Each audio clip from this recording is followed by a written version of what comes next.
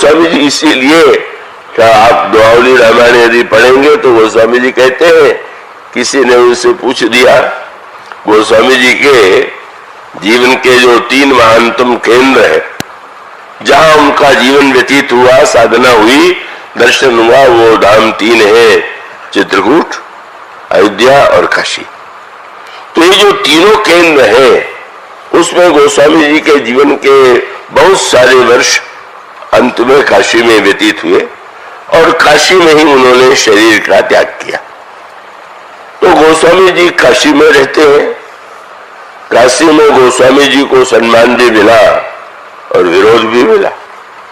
सम्मान तो जो संत हृदय थे उन्होंने इस ग्रंथ को देखा तो गदगद हो गए, पर जो विद्वान थे शास्त्रों के, वेद के, वो गोस्वामी जी के प्रति ईर्ष्यालु हो गए। ये क्या गांव की भाषा में राम कथा को लिख दिया गया, इतनी दिव्य गाथा को देव भाषा को छोड़ करके व्यवहारों की भाषा में, उसमें हिंदी शब्द नहीं था, गोस्वामी जी नहीं जानते थे कोई हिंदी भाषा। वो हिंदी शब्द तो बाद में प्रयुक्त हुआ है, उस समय तो वो भाषा, वो इस भाषा बनती है।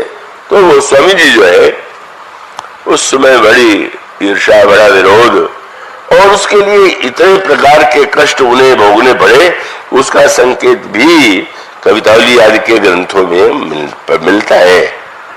तो गोस्वामी जी स्वाभाविक रूप से कभी कभी चित्रकूट से काशी में रहते रहते फिर उनको ध्यान आता था। जब वो कहते हैं मैंने पत्रिका पढ़ी है, तो गोस्वामी जी कहते हैं अब चित्त चेत चित्रकूट ही चलो। अरे भाई चित्त आओ, चलो चित्रकूट चले। और कोपित कली लोपित मंगल मग बिलसत बढ़त मोह माया मल। कितना चारों ओर कलयुग की वृत्तियां बढ़ रही हैं। चलो चले चित्रकूट में, भूमि विलोक राम पद अंकित, थल विलोक रघुबर विहार फल। सिंह संग भंग हेतु लख, दलन कपट पाखंड दम्भ दल। जह जन में जग जनक जगतपति, विधि हरिहर परिहर प्रपंच थल। और सकृत प्रवेश करत जी आश्रम, विगत विषाद भय पारथ नल। न करु विचार विचारु चारुमति, वर्ष पाछले सब अगले पल। चलो चलो और मंत्र से जाई जपई जो जपिवे, अजर अमर हर अचई हलाल। तुलसी तो ही विशेष बूझिए, एक प्रतीति प्रीति एक ही बल। ये मेरे पत्रिका का पद है। इसमें उनकी बेचैनी चित्रकूट जाने की मिलती। पूछा होगा किसी ने, काशी में रहते हैं तो यही रहे, चित्रकूट क्यों चले जाते हैं? जाते हैं फिर लौट भी आते थे। तो गोस्वामी जी ने ग्रामों में जो प्रचलित धारणा है उसका आश्रय लेकर के अपनी बात रखी। सांप और नेवले का बैर तो प्रसिद्ध है, और सांप तो विषैला है, मनुष्य को काट ले तो मनुष्य मर जाता है। तो स्वाभाविक प्रश्न है कि नेवले को काटता होगा तो क्या उस पर विष नहीं चढ़ता होगा? अब उसका एक बहुत दो भिन्न रूप है, पर गांव में ये मान्यता है कि नेवले को जंगल की एक ऐसी जड़ी का पता है जो मनुष्य नहीं जानता, और जो ही सांप उसे काटता है वो जंगल की ओर थोड़ी देर के लिए भागता है, उस जड़ी को खा करके सूंघ करके आता है और फिर सांप को हरा देता है। तुलसीदास जी ने अपने संदर्भ से कहा कि भाव भुजंग, ये संसार के दुर्गुण जाए तो सर्प है, और तुलसी नकुल, तुलसीदास नेवला है और संसार के दुर्गुण सर्प। तो भव भुजंग तुलसी नकुल, डसत ज्ञान हरि ले। जब ये भव भुजंग डसता है तो ज्ञान हर लेता है। तो मैं कहा जाता हूं कौन सी दवा? बोले चित्रकूट एक औषधि, चितवत होत सचेत। चित्रकूट ही वो दवा है कि जा करके नई शक्ति लेकर के लड़ता हूं, आकर के फिर से इस बुराई के विरुद्ध। तो चित्रकूट की महिमा सुन के किसी ने कहा होगा कि चित्रकूट का ऐसा क्या महत्व है, भगवान आए। और महाराज 13 वर्ष यदि रह गए तो आज भी आप चित्रकूट को इतना महत्व तो क्यों देते हैं? तब गोस्वामी जी ने जो लिखा वो हम सब लोगों के लिए परम प्रेरक। गोस्वामी जी ने यही कहा। कौन कहता है कि चित्रकूट में भगवान राम रहते थे? चित्रकूट में बसत प्रभु, अब भी रहते। यह वही कह सकता था जिसने स्वयं चित्रकूट में उनको देखा, जिसने उनका दर्शन पाया। उसने कहा कौन कहता है कि रहते थे? वो तो रहते हैं। महाराज हम तो गए चित्रकूट, किसी ने पूछा हमको तो नहीं मिले। बोले उनको देखने के लिए तो दृष्टि चाहिए और वो दृष्टि तुम्हें नहीं होगी। वैसे तो उस काल में रावण था और रावण नहीं देख पाया, तो महाराज वो दृष्टि कैसे मिलेगी? चित्रकूट में बसत प्रभु नित्य लखन समेत राम नाम जप जाचक नहीं तुलसी अभिमत देत। एक बार राम नाम का एक आश्चर्य करके जप करो प्रेम से, श्रद्धा से, भावना से, चित्रकूट में प्रभु तुम्हें दिखाई देने लगेंगे, दर्शन देने लगेंगे। गोस्वामी जी ने मानो यह सूत्र जो दिया, यही सूत्र जो है उनके रामायण की ऐसी विशेषता है जो अन्यत्र नहीं। अन्यत्र श्री राम हुए थे, गोस्वामी जी कहते हैं वे ही नहीं थे, अब भी हैं, भविष्य में ही रहेंगे। और इसलिए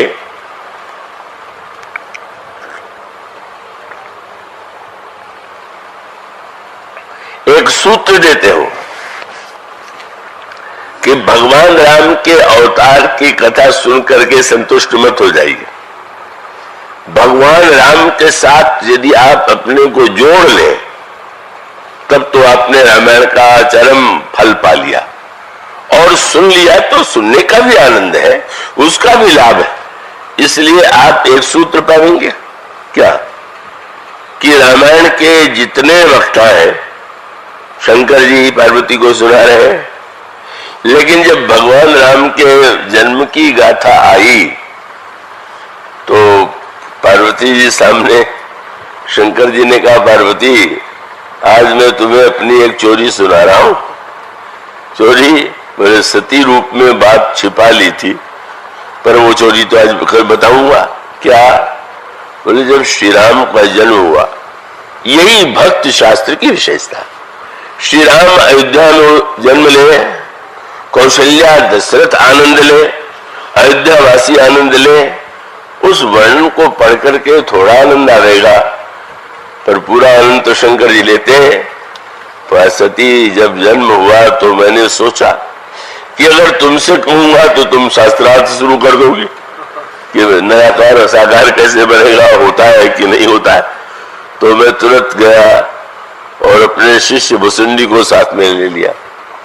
काग भुसुंड संग हम दो और मनुज रूप जान ही नहीं को, परमानंद प्रेम सुख फूले बीथिन फिर ही मगन मन भूले। अयोध्या वासी उत्सव मना रहे हैं, शंकर जी भी भुसुंडी के साथ मना रहे हैं। आप जब तक राम के जन्मोत्सव में राम की लीला में स्वयं को सम्मिलित नहीं करते, केवल सुनते हैं, तो आपका आनंद अधूरा।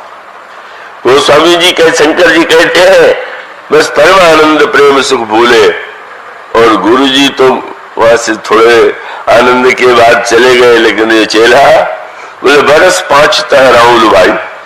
भुसुंडी जी ने कहा महाराज 5 बरस तो मैं रहूंगा, अब 5 बरस के बाद कौवे को तो बच्चे के साथ कोई खेलने नहीं देगा, तो मुझे जाना पड़ेगा। शंकर जी भी भगवान राम की लीला में सम्मिलित है, भुसुंडी जी भी सम्मिलित है।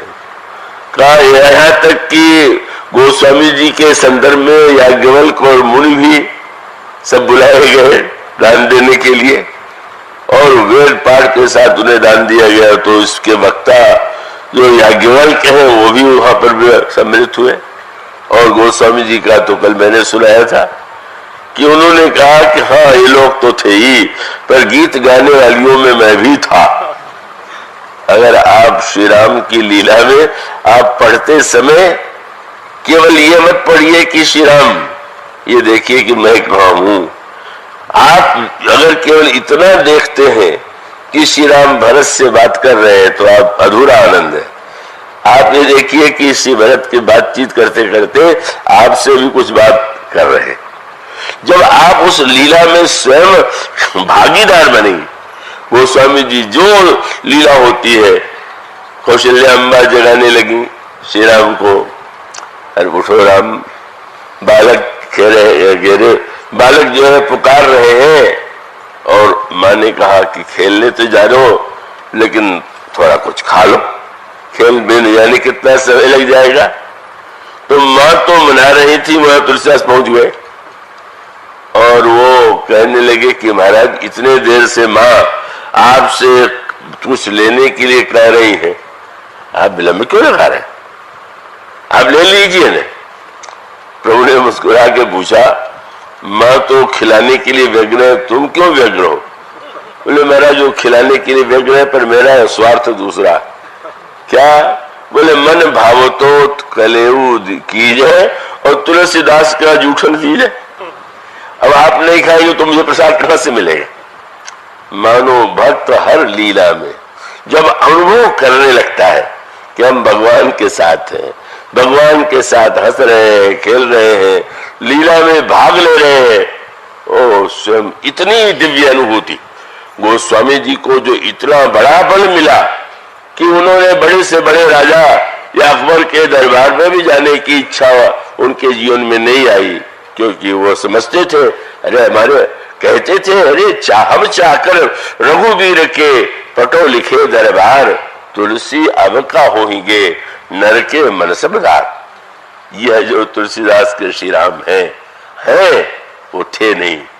और उन श्री राम से हम कैसे जुड़े, कैसे मिले, कैसे बातें करें, कैसे उनसे मनभावती वस्तुएं पावे, यह गोस्वामी जी